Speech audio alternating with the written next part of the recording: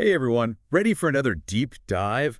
This time we're getting into the So Delightful update, coming to Dreamlight Valley December 4th. Ah, yes, you mentioned wanting the scoop on what's coming. Exactly, so we've got the patch notes and that little blog post teaser they put out. Plenty to go over. What's really striking me right off the bat is how big this update is. Yeah. For a free update, they're adding a ton of content, not just small tweaks. That's true. This is the kind of stuff that can really change how you play. Oh, for sure. So should we jump right into the highlights? Let's do it. And you know what the biggest news is? Remember how you were hoping for more characters? Yeah, there were some rumors, weren't there? Well, get this, Tally from Nightmare Before Christmas is coming to the valley. Ooh, interesting choice. Right. You've mentioned you like the generally happy and upbeat vibe of the game, so I'm curious how Sally's aesthetic will fit in. I was thinking the same thing. It might be a sign they're going to explore some slightly darker themes, or maybe it's just about giving players more design options. Yeah, the patch notes mention unique patchwork-style rewards tied to her friendship quests, so that'll be interesting. Oh, I bet the decor possibilities are going to be amazing. Right. And maybe even new crafting materials based on her. That would be so cool. Definitely. They've been really good at tying new content into those familiar gameplay loops like the friendship quests. Yeah, it keeps things fresh without being overwhelming. Exactly. And speaking of new stuff, have you seen the Frost and Fairies Star Path?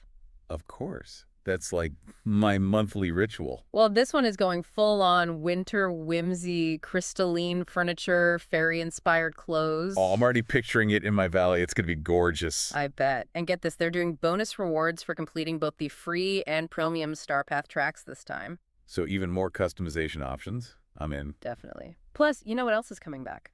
Let me guess. The Gift of Giving event. You got it. And they're promising new seasonal gifts will appear under the tree in late December. It's like Christmas never ends in Dreamlight Valley. True. But I do wonder if all this focus on cosmetics might mean they're stimping on the new story content you've been wanting. That's a good point. We'll have to see how it all balances out. For sure. On that note, everyone should keep checking those weekly Dream Snaps themes so you can rack up those moonstones. Smart thinking. You'll need plenty for the premium shop goodies they're teasing. Those are always fun. Yeah, those are dangerous for the wallet, haha. Speaking of shopping sprees, Scrooge McDuck store is getting new stock too. Oh, right. Some Lion King inspired items. You remember you were hoping for those? Yes. I can't wait to see what they've come up with. And get this, they're adding pieces pulled straight from villager homes. Oh, that's a clever idea. Right. I love that attention to detail. Me too. It really adds to the immersion. Okay, ready for something that has literally everyone buzzing. Hit me with it. Floating islands. Ah, yes. Those were hinted at in the blog post, right? Exactly. But now the patch notes lay it all out. 4 themed islands are coming, each one connected to a biome we already know: the Plaza, Forest of Valor, Sunlit Plateau, and Frosted Heights. Wow, so the sky's the limit with these, literally. Right. But the big question is, what are they for? That's what everyone's wondering. Are they just for gathering resources? Will there be new characters? It's a total mystery. It is, and we want to hear your theories. What do you think they could be for? Yeah, put those detective hats on, folks. Now, while we're on the topic of exciting new things, you're big on decorating, right? Oh, absolutely. Oh, get ready for this. 16-point rotation for furniture, landscaping, A&D houses. Oh, wow, finally. I know a lot of players have been asking for that. I know, right? It's going to be a game changer for detail-oriented people like you. It really is. The precision you'll be able to get is going to be fantastic. Freedom at last. Exactly. No more settling for slightly off-kilter furniture. And they're also letting us put water-based items in certain furniture pieces, like the ones that look like ponds. Ooh, that's going to be fun. I'm already picturing mini fountains everywhere. Maybe that's just me. Not at all. Those little details really make a difference in the overall feel of your valley. They really do. Speaking of details, have you seen the list of bug fixes in this update? Oh yeah, it's massive. They've clearly been busy squashing those pesky bugs. Some of them are pretty funny, like Pumbaa no longer asking for pork gifts. Haha, yeah, someone finally realized that was a bit awkward. Right, and they fixed that thing where Mulan gets a bit too close during the selfie animation. You mentioned that one bothered you, didn't you? Oh, it did. No more awkward close-ups. Excellent. And another one I'm happy about is the fix for NPCs turning away mid-conversation. Oh, yeah, that was annoying. It's the little things that can really disrupt the flow of the game. Absolutely. It's all about those quality of life improvements. Okay, let's talk about Dream Snaps, since those are getting some love in this update too. Ah, yes. For those who don't know, that's where you stage those fun photos in your valley. Exactly. Well, they're adding a top dream snaps of the week feature, which will showcase the best entries from each challenge. That's a cool addition. That'll be fun to see what other players are coming up with. And a little friendly competition never hurt anyone. Right. True. Though I know some players are pretty private about their creations, so I'm glad they're including an opt-out option. Yeah, it's good to have that choice. Oh, and just a heads up for anyone playing on PlayStation, it looks like you won't be able to participate in this feature because of some platform rules they have to follow. That's a bummer, but sometimes those things can't be helped. It's the reality of game development, unfortunately. All right, moving on to the Storybook Vale expansion, Mm. which you've been spending a lot of time in lately. Oh, yeah, I'm loving it. Well, the patch notes are packed with fixes specifically for that area.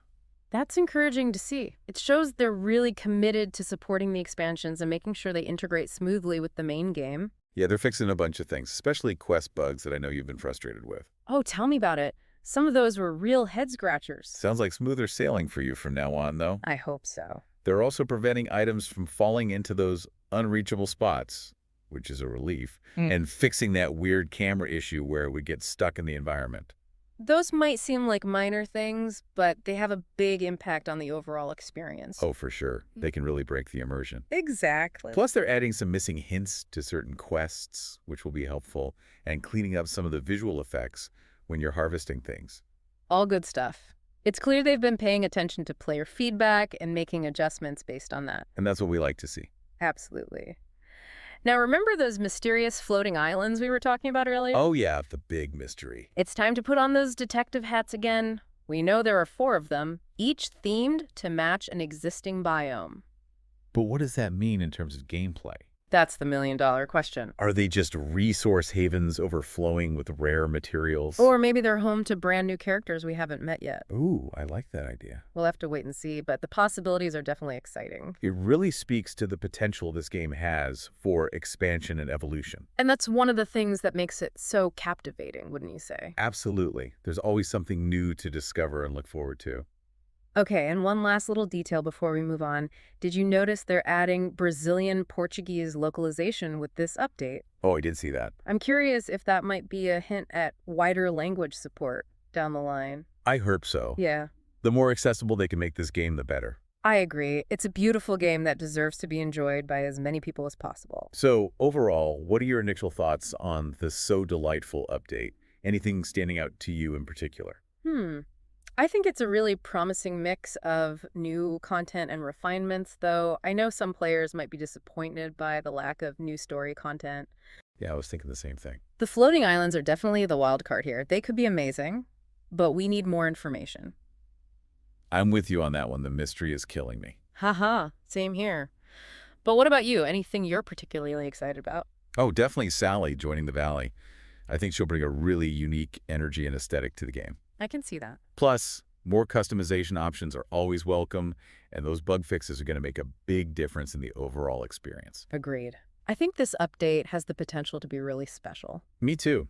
Mm. It's all about finding that balance between adding new things and refining what's already there. And so far, they seem to be striking that balance pretty well. But the real test will be how all of this is received by the players, wouldn't you say? Absolutely. It's all about the player experience at the end of the day. So tell us, what are you most looking forward to in the So Delightful update? What are your hopes and dreams for the future of Disney Dreamlight Valley? We want to hear it all. We're all ears. The beauty of this game is that it's a world we're all creating together, so your ideas and feedback matter. So don't be shy, share your thoughts, and let's keep this Dreamlight Valley conversation going.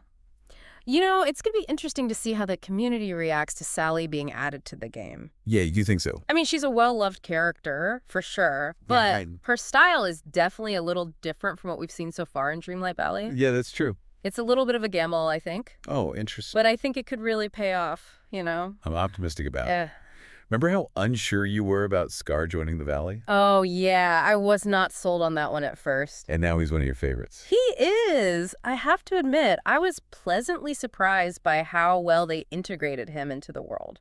They did a good job with him. So I'm willing to give them the benefit of the doubt with Sally. I think that's fair. Plus, I think you're right, her unique look could open up a ton of new design possibilities. I think so too, especially if those patchwork-style rewards they mentioned. Okay, okay, you got me. I'm already brainstorming ways to incorporate those into my I valley. knew it. You can't resist some unique decor. That's my weakness. We all have them. But let's talk about some of those quality of life improvements you mentioned earlier. Oh, yeah, those are going to be huge for a lot of players. Especially that 16-point rotation. That's a big deal. It's going to revolutionize how we decorate. No more settling for slightly off-kilter furniture or You're anything. going to have so much more control. Exactly. Finally, we'll have the precision to really nail those layouts. I can already picture you spending hours perfecting every little detail. Oh, you know me so well. But hey, remember how frustrating it was before trying to line things up just right? Oh yeah, especially those flower pots. Ugh, don't even remind me, but those days are over. Good riddance. And I'm excited about being able to put water features inside those furniture pieces that look like ponds. Ooh, that's right. I forgot about that one. I'm already picturing a little Zen garden with a bubbling fountain as the centerpiece. That's so peaceful. Right. Or maybe a mini waterfall in my living room? Who knows? The possibilities are endless. You always have the most creative ideas. Speaking of creativity, we should talk about those Dream Snaps enhancements. Oh yeah, I think those are going to be really fun. Me too. That top Dream Snaps of the Week feature is going to add a nice little competitive element to the game. It is. And I think it's a great way to showcase all the incredible things people are creating. Exactly. It's so inspiring to see what other players are coming up with. Remember how proud you were of that autumn-themed picnic scene you made? Oh, yeah, that was one of my best creations. Now you'll have a chance to share it with the world and maybe even get some recognition for it. I'm not really in it for the recognition, but I do like the idea of sharing inspiration with others. That's what it's all about. Okay. And remember, there's an opt-out option if you'd rather keep your creations private. It's good that they're giving people that choice. Not everyone wants to be in the spotlight. For sure, sometimes it's nice to just create for yourself. Absolutely. Okay, now let's get down to business and talk about those bug fixes. Oh yeah, the nitty-gritty. Even though it's not the most glamorous topic, it's really important. It is. It shows that the developers are listening to the players and actually taking steps to improve the game. Exactly. Those bug fixes for the storybook veil you mentioned are going to make a huge difference for anyone who's been struggling with those quests. Some of those were pretty bad, weren't they? Oh, tell me about it. Remember that one quest item that kept falling into that unreachable spot? Oh yeah, I remember you complaining about that. It was infuriating, but it sounds like they've finally addressed it. They have, thankfully. Yeah. They also fixed that camera issue where it would get stuck on things in the storybook veil. Those little things might seem minor, but they can really take you out of the experience. Oh, for sure. It's all about immersion. Now, let's circle back to those floating islands for a minute. Oh, yes. The biggest mystery of the update. The patch notes didn't give us a ton to go on, but we do know they're themed, with each island corresponding to one of the existing biomes. Right, so what do you think that means? It's hard to say for sure, but I have a few theories. Lay them on me. Could they be resource hubs? Like places where we can gather rare materials we need for crafting? Ooh, that would be useful. Or maybe they'll be home to some new characters we haven't met yet. That would be awesome. Or maybe there'll be challenge zones where we have to complete certain tasks to earn special rewards. Oh, I like that idea. Or maybe, just maybe, they'll be the gateway to completely new storylines and adventures. Whoa, that would be amazing. The possibilities are endless. They really are, and that's what makes this update so exciting. It is. We're all kind of on the edge of our seats, waiting to see what these floating islands are all about. It's like a whole new chapter is about to begin. Exactly. And speaking of new chapters, did you catch that little detail about the Brazilian-Portuguese localization? I did. I'm wondering if that's a sign of things to come. Me too, you know? Expanding the language options would be a fantastic way to make the game more accessible to a wider audience. I agree. It's always a good thing when more people can experience a game as wonderful as this. Absolutely. Okay, before we move on, I'm curious to hear your overall impressions of the So Delightful update so far. Well, overall, I'm really excited about it. I think they're doing a great job of balancing new content with refinements and improvements. Yeah, I think so too. I know some players might be a little disappointed that there's not a ton of new story content this time around. That's true, but I have a feeling those floating islands are going to be pretty substantial. Yeah, I think so too. They have the potential to really shake things up. They do. And you know what? Even though I'm a little wary of the premium shop stuff sometimes, I have to say I'm impressed with how much they're giving away for free with this update. I agree. It shows that they're not just trying to nickel and dime the players. They're definitely committed to providing value to everyone, whether they spend money or not. That's important. Okay, let's switch gears for a minute and talk about something a little more philosophical. Ooh, I like where this is going. You mentioned earlier that you're fascinated by the lore of Dreamlight Valley, especially the forgetting and the orb of remembrance. I am. It's one of the most intriguing parts of the game for me. So, with all these updates and new content coming out, do you think we're any closer to understanding what's really going on in the valley?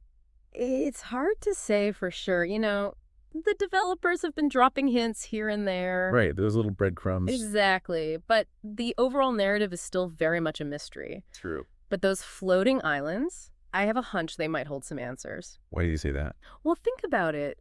They're themed after the existing biomes, almost like they're echoes or reflections of what we already know.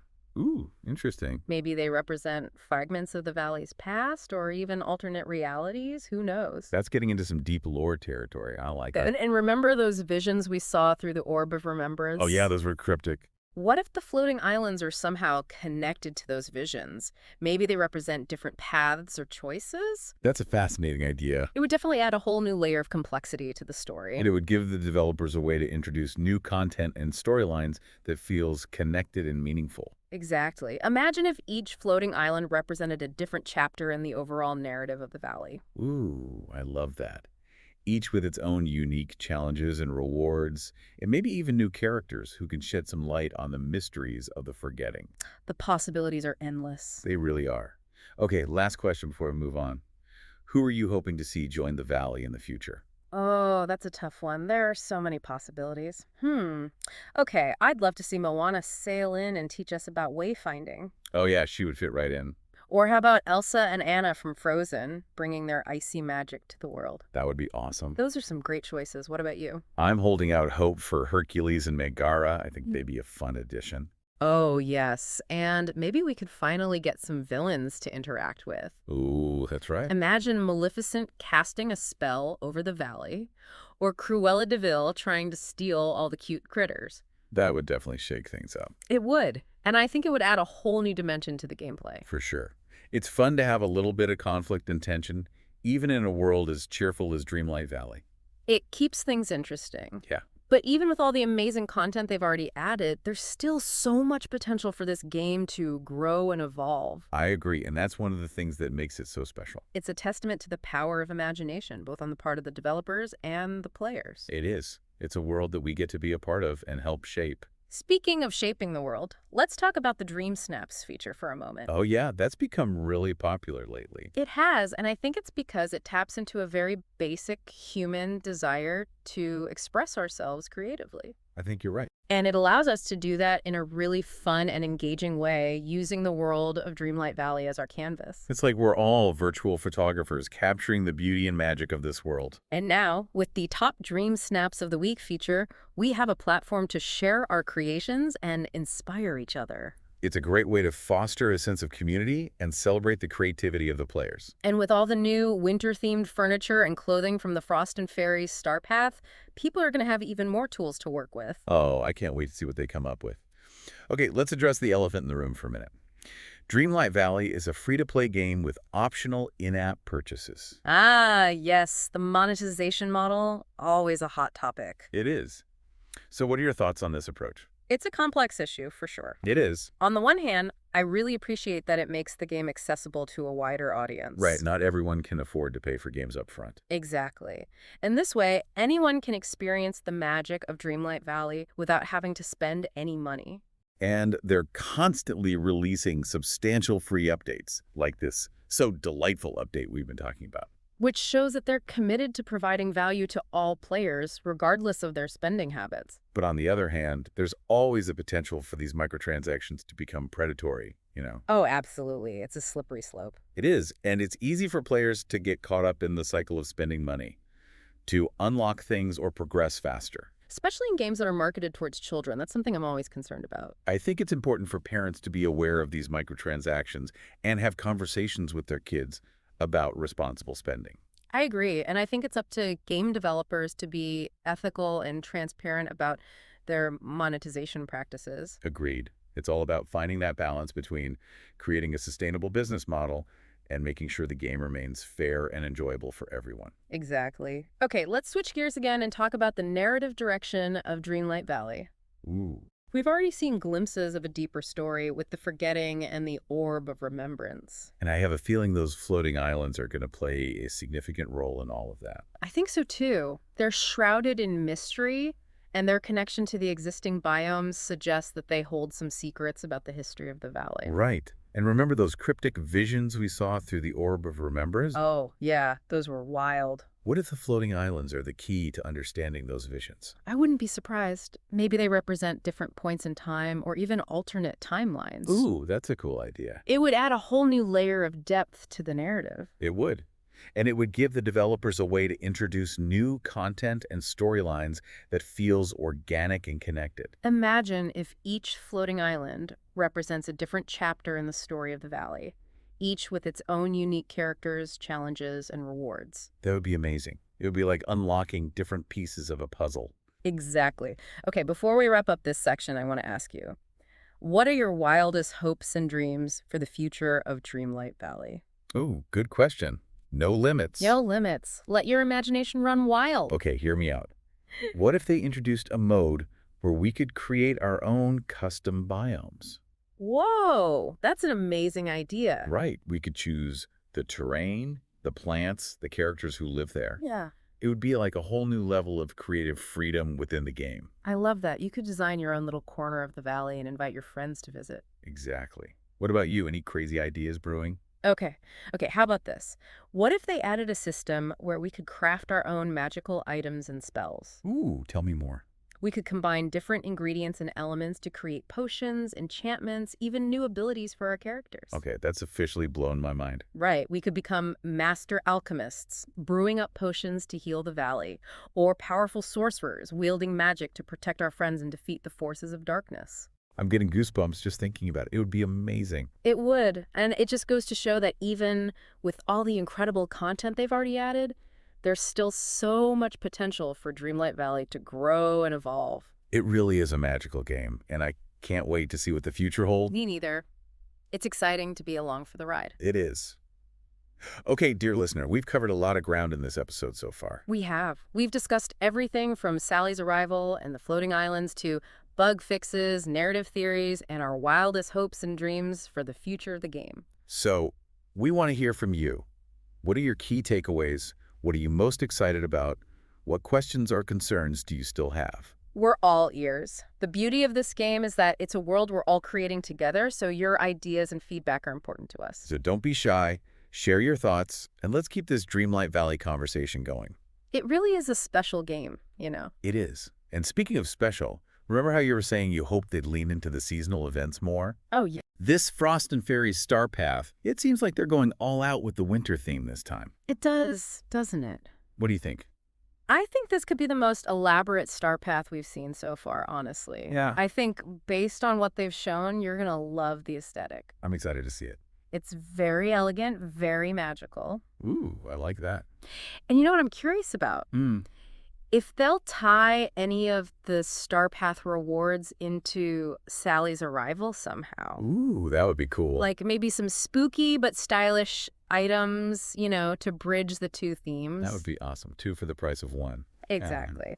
But, you know, on a slightly more serious note, something we haven't really talked about much is the whole free-to-play aspect of this game. Oh, right. It's great that it's so accessible, but you've mentioned being a little wary of the premium shop stuff sometimes. Yeah, I do think it's something to keep an eye on. Especially as they add these more elaborate features like those floating islands. Yeah, what if they start locking important content behind a paywall? Right. That would be a huge disappointment, especially for players who've been there from the beginning. It would feel like a betrayal almost. It would.